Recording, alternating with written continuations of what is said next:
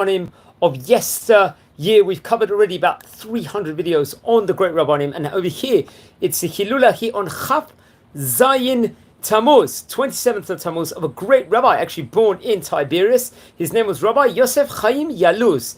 Zecher Tzadik Libracha. He was actually born on the 20th of March in the year 1880 and passed away on 29th of July in the year 1961, approximately 81 years of age. He was a Shluchei de Rabbanan, a very prominent position of Tiberias, and was one of the great rabbis, and wrote a lot of great colossal Torah works. And we're going to explore the life of the great rabbi. He was born in Tiberias, as we stated before, in the month of Nisan. It was a Hebrew month of Nisan, and came from great lineage. We spoke about already Rabbi Yaluz in a previous video, which we covered.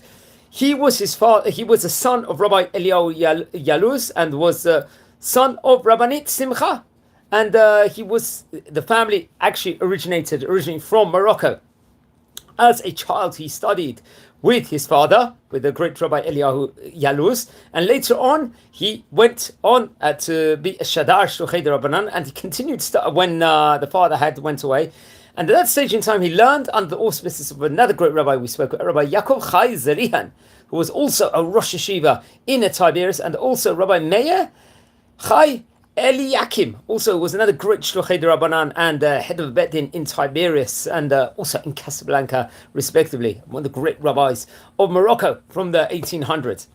At the end of his time learning a lot of Torah, he got married to Rabbanit Yocheved. He actually happened to be the daughter of another very prominent rabbi, I believe, from France. His name himself was Harav Avne Yisrael HaTzarfati.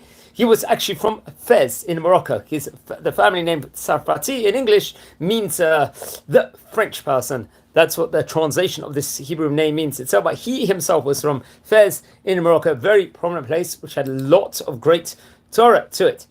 He was, while he was learning a lot of Torah, he was teaching a lot of bar mitzvah students, helping them prepare for the bar mitzvah also, and garnered a huge library of Torah books also, and had many some of his father's books that were published also. He had inside this specific library over there, which was absolutely incredible, and obviously helped many people within regards to Torah and promoting Kiruv, so be it, and so forth. Okay, in the year 1899, he joined his father in a shlichut mission, I think from Tiberias, to go to Morocco, to the different cities in Morocco over there. And he became very close to the Rabbanim of Morocco at that point in time. And there were many great rabbis over there, and also spent some time in Mitzrayim, in Egypt. And I believe in the year 1902, he returned to Tiberias, Tiberias being one of the 4 holy cities of Israel. And he continued working with his father also in the rabbinate over there at that stage in time. It has to be stressed over. Also, he had many positions. His father was a very great rabbi at the time. And in September 1931, I believe, unfortunately, his wife passed away. And he himself passed away, I believe, on July the 29th in the English year 1961. Actually, that's a 27th of Tammuz. He had great sons, including Rabbi Moshe Aaron and Rabbi Abram Nisim also. Now, he himself wrote many great Torah books also. So let's explore the great Torah books he actually wrote himself, including the Otzai Yosef. This was Zichronot Rabbanim. It was a book on the Rabbanim itself of Israel. And there was another book called the Shem Yosef, which is Shemot of the Rabbanim, that we know about from Tiberias, and different books that they had written, I believe. This was divided into 2 different sections itself. There was a Tov Ra'i, which was another great, which I think was a printed part of the Shem Yosef. There was a Tov Shem also. Then there was Yalkut Yosef over there, which was Inyanim, showing different matters, basically on Paskei Din, different laws from the rabbis and from the books itself, respectively. I think it also concentrates on life of Rabbi Chaim ibn Atar, a very great rabbi who we've spoken about also before in this series.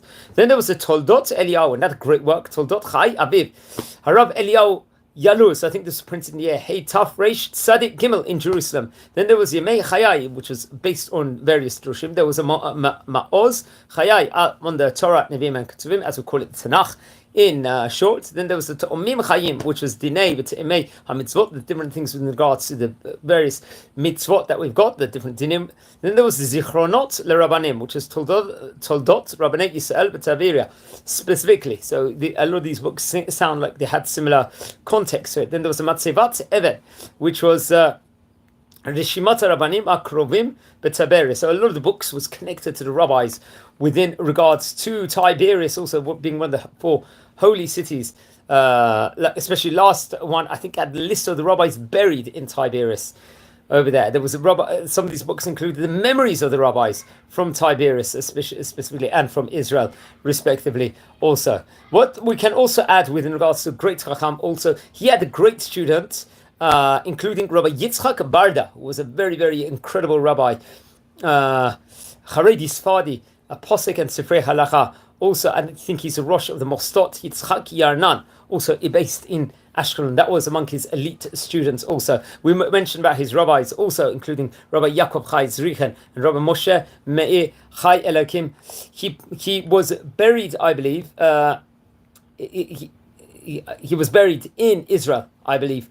Also, he passed away on the 27th of Tammuz. Okay, as we mentioned before, just to say a short word with regards to Rabbi Eliyahu Yaluz, I'll try and link it. He actually was born in 1860 and passed away in the year 1929. He himself was an Abbed in Tiberias. He was a Rabbi, he was a Posek Halacha, and he was also Shluchei de Rabbanan. That's why part of the time, while he was in his youth, he actually went traveling, and that's at the time period where his son was learning Rabbi Yaakov Chai Zrichen also. So they were really out of the cluster of the great Rabbanim from Tiberias, respectively. It's his Yaluz here, 27th of Tammuz. He passed away in the year 1961. So from time of recording, it's approximately 63 years ago since his passing. Hope this was informative. Please watch over the previous videos we've done. Subscribe to the channel and share the video also. Wishing you all a great day.